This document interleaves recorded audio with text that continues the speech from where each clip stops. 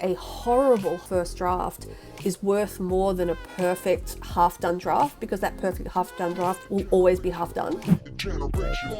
Well, welcome back, everyone. Today we have Clare Sladden with us, and I'm taking a page out of Anne's book. I'm going to say, Clare, why don't you do the introduction? Tell us a little bit about yourself. Oh my gosh. I'm terrible at this, by the way. I'm a screenwriter. I direct, I produce as well, but I'm a screenwriter. That's it. I know it's hard sometimes explaining what it is you do when you're in the creative space, like trying to exactly encapsulate what it is. I have terrible time doing it. When people ask me what I do, I have like 100 different things I say as well. So yeah, it's interesting. Everyone says a slightly different thing. I think we put everybody on the spot by asking them to do that. They're like, oh, I guess I'm A, B, C. Ask me at the end, and I'm sure I'll be all like warmed up and I can just like nail it. All right, absolutely. Well, let's start with hopefully a more simple question and say, like, tell us about your writing background. How did you get started on this path to becoming a screenwriter, director, and all things creative? So I started creative writing straight out of high school. So I went straight into uni and did a BA. And when I finished that, I guess I didn't really have a clear path forward. I didn't see how I could make a living as a writer, and it was a very sort of novel, prose kind of focused degree. And so I ended up working in bookshops and trying to sort of write on the side and try to find, my voice and that kind of thing while I was working in bookshops. And then I went into publishing in like children's book publishing in sales, and loved it. And then realized I was not writing at all because I was like thinking and talking creatively about other people's work all day. And so then I switched into a completely unrelated field. I took the sales part and I went into like the bathroom industry randomly, and had this idea of like, well, yeah, I know, so crazy. But I had this idea of like, if I don't feel emotionally connected to what I'm writing, to what I'm selling, I will have that creative space. So yeah, I was doing that. So you moved into the bathroom sales industry to become creative.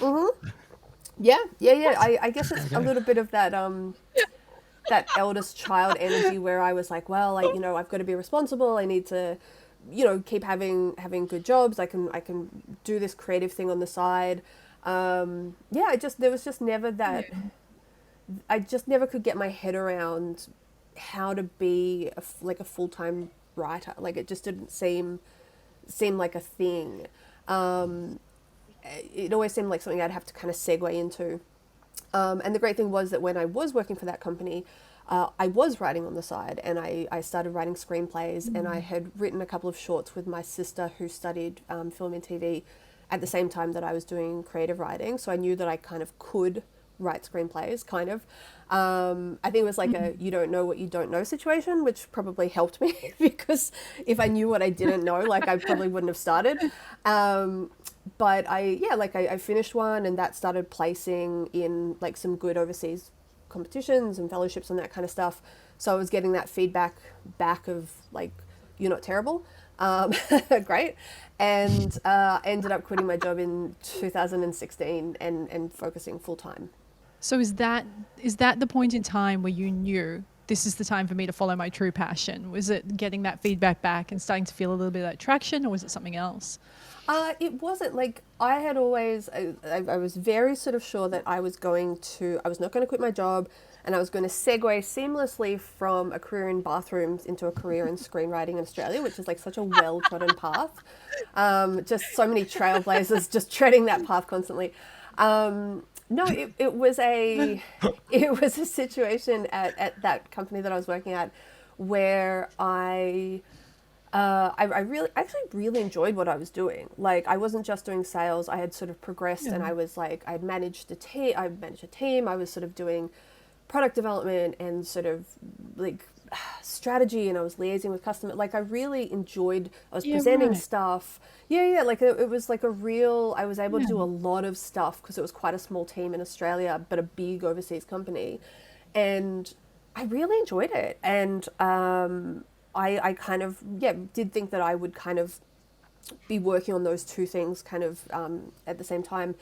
And then, yeah, I had a situation with that company where I guess it was sort of made very clear to me that I had an issue with a coworker, which, and I think now, 6-7 years later, I think that would have been handled differently by my company. But at the time, it wasn't. I was sort of gaslit, and I was, I'd been told I was very, very good at this job for sort of 7 years, and then to be kind of told that I wasn't, and it was my problem, and it was, I guess it was sort of 7 years ago thinking, but that really for me was just the thing.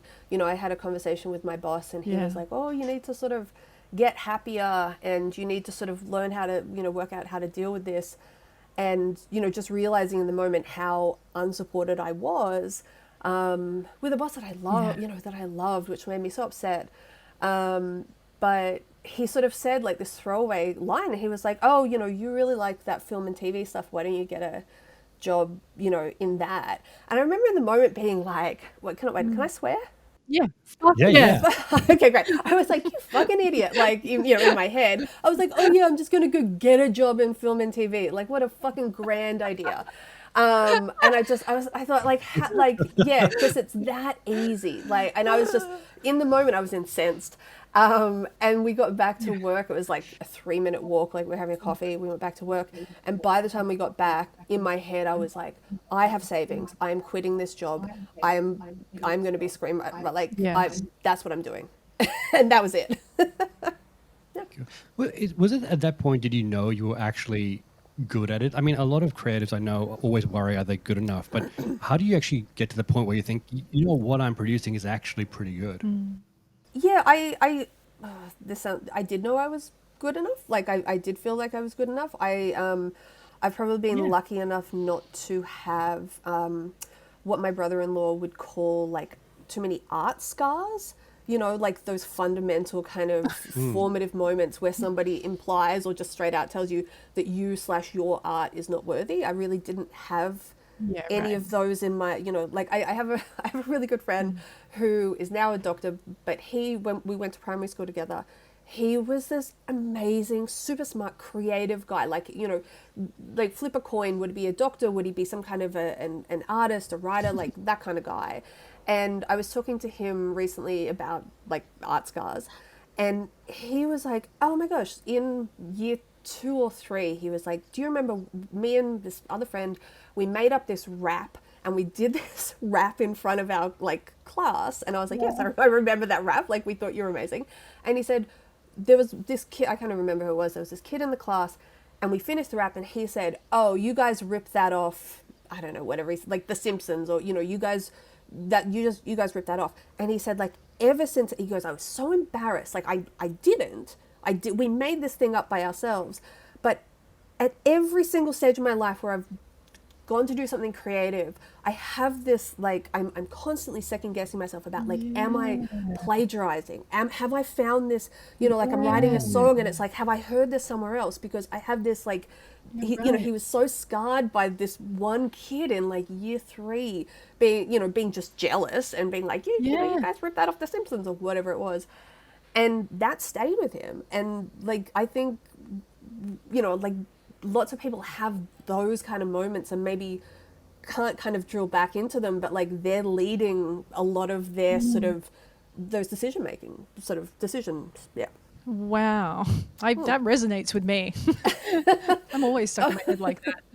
Yeah. Oh, and I guess the part of my, like I don't really have too much of that. Like I felt like I was good. And so that wasn't, or that, not even that I was good, that I would work as hard as I needed to work to be as good as I needed to be. Like that I had the talent, but also that I would work to grow my craft, that I would back myself to do that. It's funny because so many people think that a career in the creative space, it feels it should be a little more linear. Like, oh, if you're a creative writer, I mean, you go into the field and you work your way up. But so many people we are working with more and more have this such a broad background. They come from one thing and they've completely shifted and done something else. It reminds me of, do you know Simon Kennedy? Oh, yeah. he's a, he's a tremendous writer, and like I think he's a physiotherapist, and then he went onto YouTube and did like a kids channel doing songs with Simon, and then he writes like this like Emmy award winning TV show or like Logie award winning TV show, and you're like, wow. And you talk to him and he's just the most interesting, doing the most interesting different things, and it's just so multifaceted. So there's no real one mold, is there? You can do all these things. Yeah. And that's, I think, the new modern media landscape has opened all that up for people. Yeah. And what you're doing, like that past, I guess, business experience was incredibly helpful for all of the stuff that I've done. Like in terms of, like there's nobody, when I first kind of started, I was down in Melbourne for a year, and then I moved back in with my parents who were on the in the Northern Rivers, and it was just me in my room. Like there's nobody telling me to do anything. There's nobody like watching over me, and so that sort of, I don't know, that business strategy, that kind of being used to working and wanting results and wanting, working to KPIs or doing whatever. I was good at setting deadlines for myself. I was good at sort of managing myself, and then what I was putting out into the world, or how I was sort of attacking problems in a sort of very kind of logical, I guess, businessy way, which is very different to like the creative part of, what I was doing. Yeah.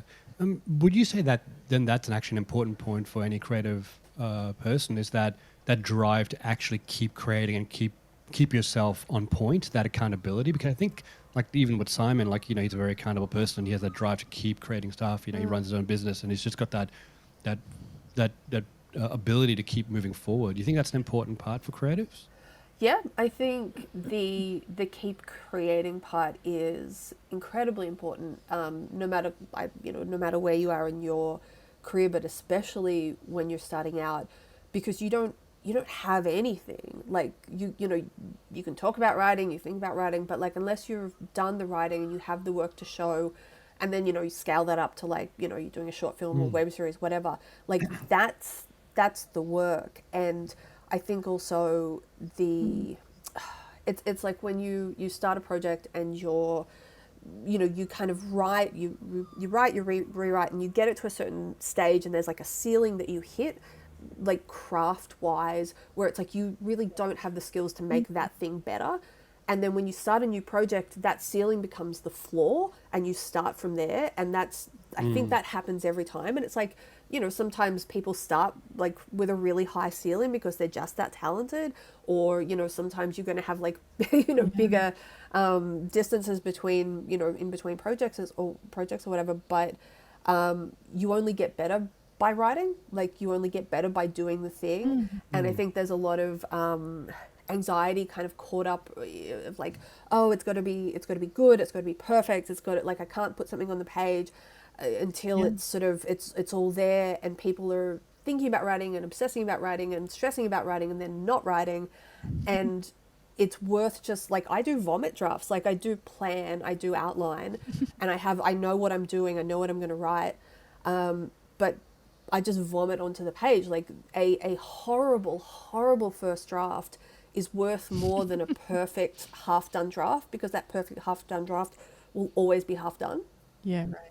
Hey, just a quick interruption. We have the Creator Generation Discord community, so hit the link, come hang out with us and your fellow creators from all over the world. We'll see you there. And look, you obviously said like you left your job, you wanted to progress down the path, as you both said, into the TV and film space. Why not go ahead and do that? But like, what was your first foray into that space? Was it actually in TV and film, or was it? Well, how did you start moving towards that dream? I think the first thing that I did was I did write and then make a short film. That was when I was down in Melbourne, and so, I don't know, got into some good festivals. I got to go over to Palm Springs, which is like a good short festival. That was kind of the first part. And then actually moving back in with my parents, because, I wasn't working, I was just using savings to, write and make stuff. Moving in with my parents was great because they are in the Northern Rivers, and that's where Screenworks is based. And so Screenworks deals with regionally based screenwriters or filmmakers in Australia. And I was, really well supported by them, and quite a few of their sort of initiatives, like writing initiatives or directing initiatives or that kind of stuff, I was the recipient of, so I got to do that kind of stuff. And it was a combination of me doing those kind of initiatives, entering competitions, making shorts. I did 3 shorts all up in the web series, and I got an agent towards maybe in 2018. Just, I don't know, like just hitting it on multiple fronts, like doing everything, trying to come up with as much spec material as possible, having those writing samples, having stuff that I could make, having stuff that I could submit to, I was in New South Wales at the time, but then, I've moved to Queensland, it's kind of like a spaghetti against the wall kind of approach to a certain degree, because you have to be doing a lot of stuff. And then you made a web series after that, didn't you? I made the web series. I think we shot at the end of 2017, so it came out in March 2018, which was, interesting. It was self-funded. Wow. So if you could just tell us, what's the name of your web series and what's it about?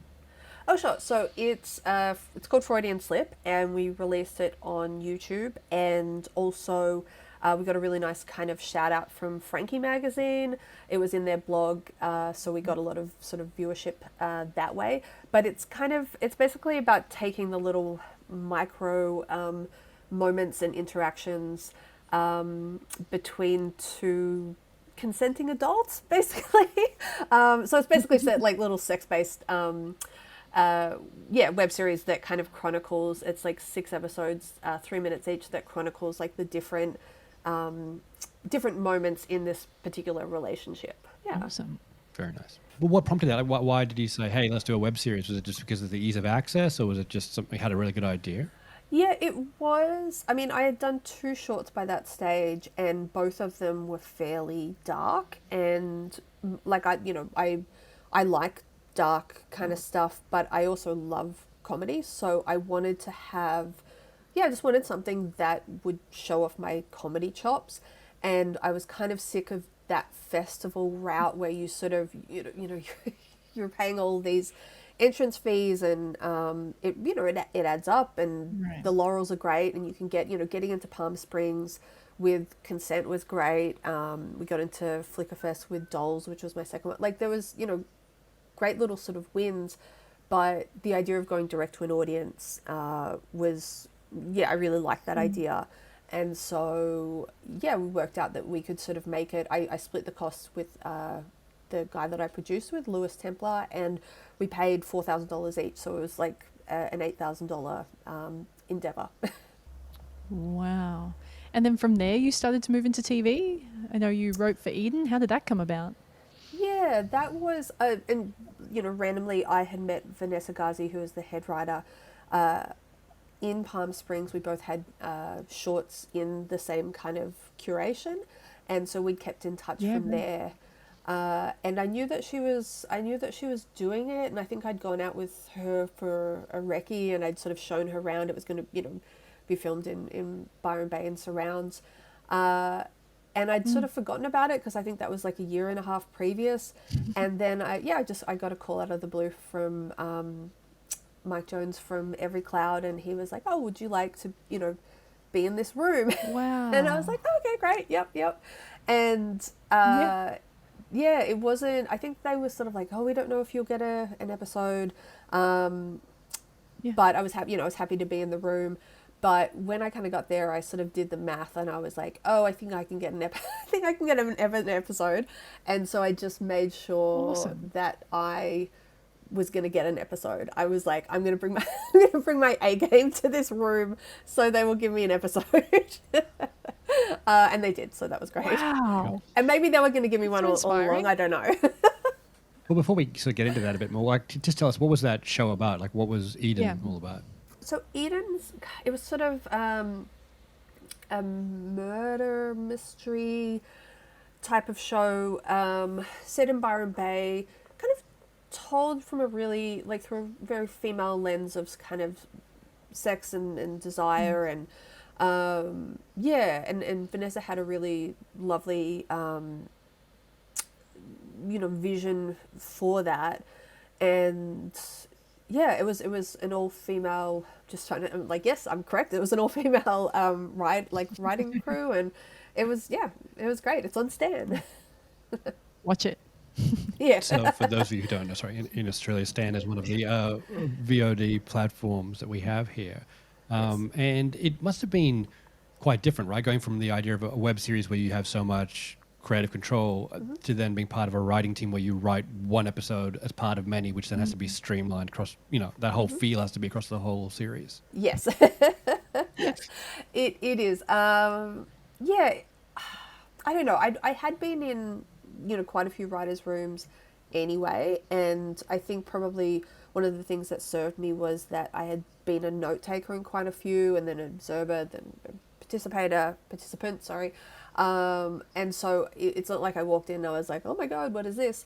But yeah, I'd been in enough to kind of, I don't know, for me to know how I wanted to behave in a room, and to sort of see what I liked, what people did that I liked, what they, did that I didn't like or I didn't want to kind of do. And yeah, so like, no, I guess like none of the process, like I wasn't shocked by any of it. There are checks and balances in place because you're spending millions of dollars. So it's like that all made, sense to me.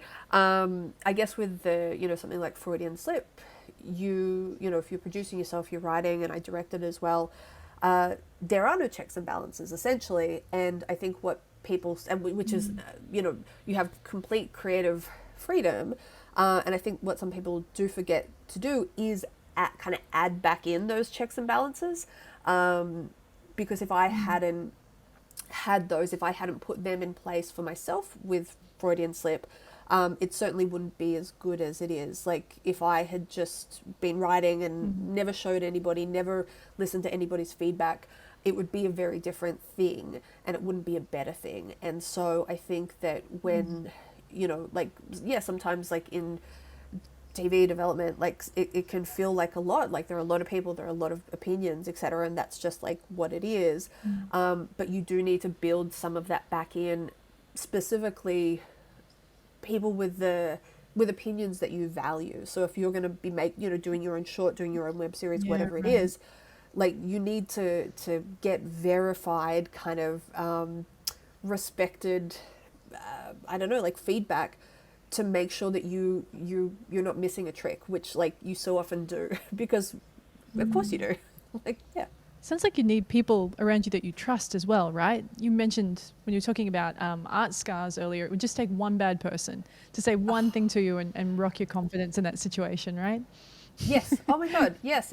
Like if you don't have, like you want people to be able to tell you the truth, but you don't want them, like there's a certain level of toxicity, especially when you have people from the same industry who are all, everybody's kind of coming up together. You're sort of, everybody's, it feels like competition, but it's not. And when you have people that treat it as competition, that can get a little bit dicey. Because everybody's running their own race, like it does feel like competition because like there are certain spots or there's certain funding or that, whatever. But it, like if you start thinking like that, it does get really toxic. But yeah, you need those people around you who are going to be honest, who are going to like, who actually are looking out for your best interest and the best interest of the project. Fair enough. And look, I guess the other thing that comes from a web series, a lot of people ask about web series compared to TV, is like the process of writing and storytelling. What is the overlap there, like when it comes to basically creating stories? Yeah, it's just like a miniature version, right? It's episodic. I think where a lot of people do trip up with web series is especially in the early days when it was kind of like, oh my God, web series are so hot right now. And a lot of people kind of cutting up feature feature films, right? To kind of be like, oh, we could cut this up and do it episodically, and like there's a web series. But you like it wasn't that simple, because you have to have these like little, you know, questions, like, you know, ask and answers within each episode. Like you are telling a story episodically. Like do you have cliffhangers? Do you have like reveals? Do you have like a clear question that you're asking each episode? So it's almost like just like a little dress rehearsal for like the bigger thing, basically. You should be treating it that way, because you do have all the sort of episodic storytelling elements there, just in a much, much smaller format. Interesting. And like, so would you say though that web series really did help you better understand the film and TV space, or do you feel you'd already gotten a pretty good grasp of that when you got there? That's a good question. No, I mean, like, I think everything that you make, just, you know, you come away with different learnings and understandings. I think until you're actually in TV, like it's close to TV and it's like, you know, it's mirroring the format, like on a much smaller scale. But until you actually sort of are doing it, it's, like all those checks and balances and all those sort of outside, you know, other parties and all of that other stuff, you can't quite kind of, you know, appreciate it until you're in it. And you're like, oh yeah, this is like, you know, like this whole sort of machine and like this whole another thing. But it's also not that. I mean, once you get your head around it, it's not like scary or whatever. Fair enough. And look, there's one thing we were talking about a couple of weeks ago when I first met you, and I was actually super interested. Like every writer, creative has their own process. A lot of it comes around visualization. But you told me something super interesting about the way that it works for you. Do you want to just tell us a little bit about that? Explain how that works. I was like, I knew you were going to ask this. Because it is odd. So I have, I think you pronounce it aphantasia. Aphantasia. Ugh.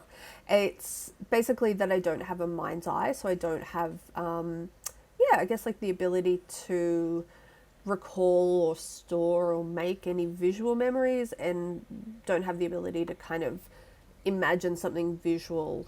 I don't have a visual imagination.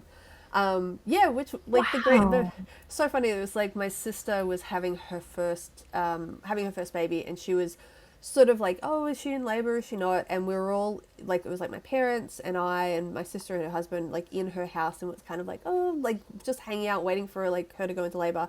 And I was reading, so this was like 2016, and I was reading on my phone this like Facebook article by this guy who had this is so Inception-y.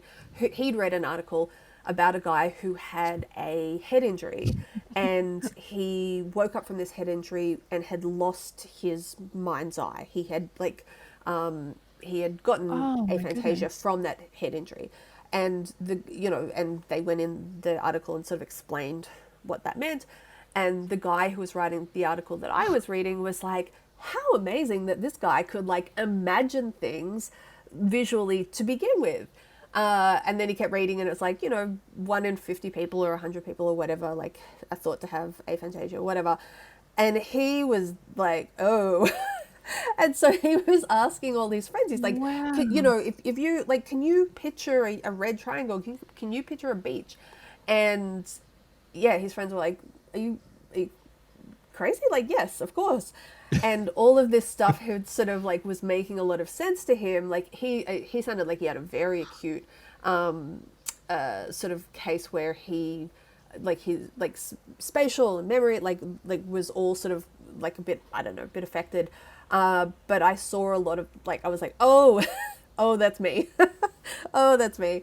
And so then I was going around asking my parents, and like, my sister's like, oh, I think I'm in labor. I'm like, can you see a red triangle like in your mind? And she's like, what are you fucking talking about? And I'm like, no, but you guys, can you picture Can you not see a red triangle? No. Is that just like you, if I say now, you go, what? Yeah, which is crazy because, when people are like, oh, count sheep, I was like, well, that's a cute metaphor, isn't it? Like that, you're just counting yourself to sleep. And then it's like, people can see fucking sheep? Like, what? I guess so. Like, yeah, that really strung me out. So, How do you write? um, How do you well, create these worlds? How do you create these stories? It's crazy I to guess me. I would say that I've never been interested in kind of creating a world from scratch. So it's like if I was to write, I'm a sci-fi, or like I wouldn't probably write a sci-fi or a fantasy that Yeah, really right. needed a lot of world building. That wouldn't be a strength of mine. I would, I wouldn't do that. But I don't know, like I guess I write, like I hear characters' voices, so if I like if I watch enough YouTube, let's say, of like, well, I mean, Owen Wilson's an easy one, but like just, a particular comedian or whoever that has, well, I mean, everyone's got a distinctive voice, but it's like if I can watch enough sort of stuff, I can hear that person in my head as a character. Like I can kind of hear like the cadence, and I can kind of do that.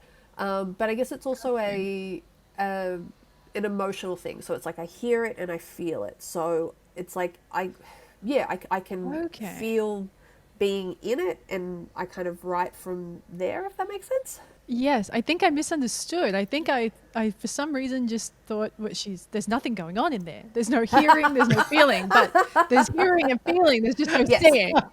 Yes. Yeah. No seeing. Okay. No seeing. Some senses.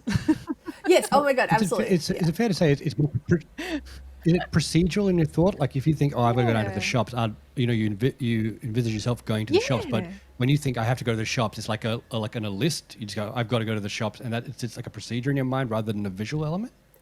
Yeah, totally. Totally. Yeah, very, very listy. Right. Yeah, like just, I mean, and I do have Right. a fairly good memory for details, but again, it's a list-based thing. So if somebody, like I can't picture, I know what my mother looks like, but I can't picture her face in my mind, like that kind of thing. Yeah. That is so interesting. I just want to follow you around for a week, Claire, and watch you live your life and ask you a million questions about it. Well, let me ask this then. Do you think this gives you some sort of edge? Or people would think it may be it's an impediment, but could this give you actually an edge as a writer because of that procedural way of thinking, rather than getting too foggy with over visuals? Yeah, I mean, definitely in terms of writing, because what you're putting on there is a blueprint. Like it's like I've finished a screenplay, but it's like you've finished a blueprint. The actual movie or web series or TV show is the thing. It's the actual thing, and so not being precious about the visual. Like I was writing, like describing an apartment block the other day.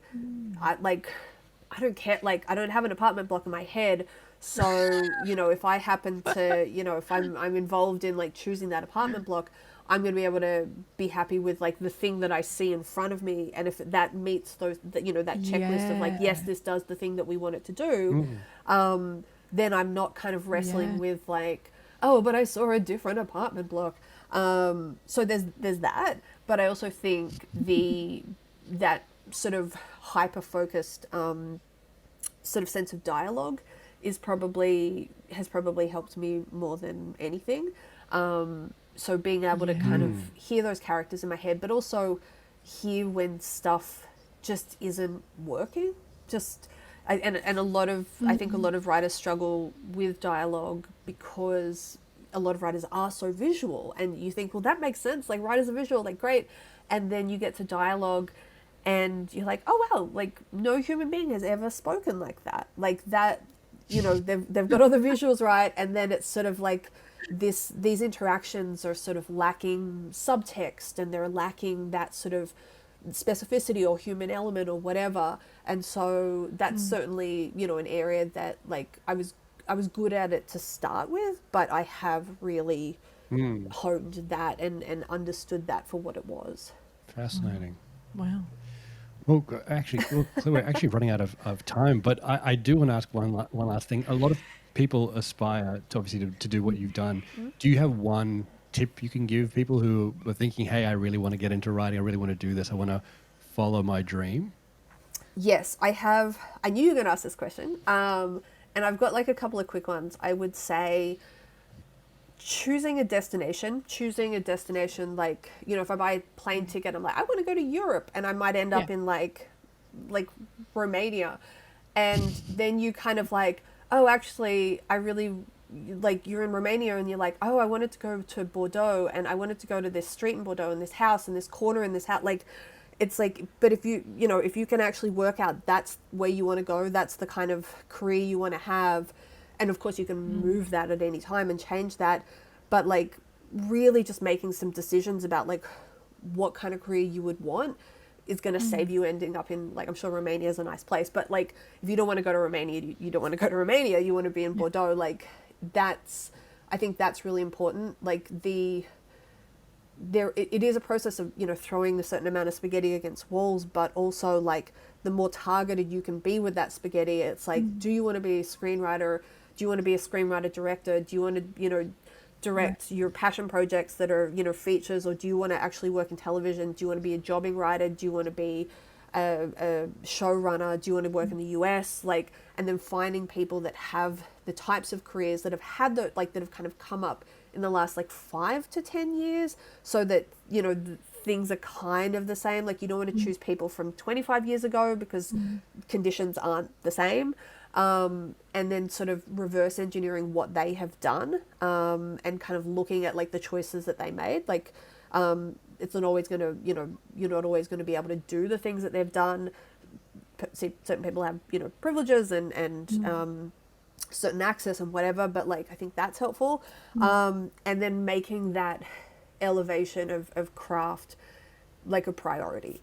And so that, like, you know, there are so many barriers, there's so many gatekeepers, but you can use your time and elevate your craft on your time. And that's something like you can get better. Like, you don't need anybody else to kind of get better at that. And then, yeah, just be on the lookout for, you know, your state-based funding. If you're regional, Screenworks, Screen Australia, overseas comps, like if you are a screenwriter and, you know, you're looking at like the Academy Nichols or like Page, or like I attended the Cinestory Fellowship and Stowe Fellowship twice each, which were like workshop based kind of fellowships. I'd be looking at all of that kind of stuff. Awesome. Great advice. Awesome. Yeah. Well, Claire, thanks so much. It was so interesting to hear about that journey. I think it's something a lot of people aspire to, but it's hopefully if someone takes inspiration from this, they can start on their own path towards what they really want as well. Yeah. Thank you so much for joining us. My pleasure. Thank you for having me. Create a generation. Look on the mic.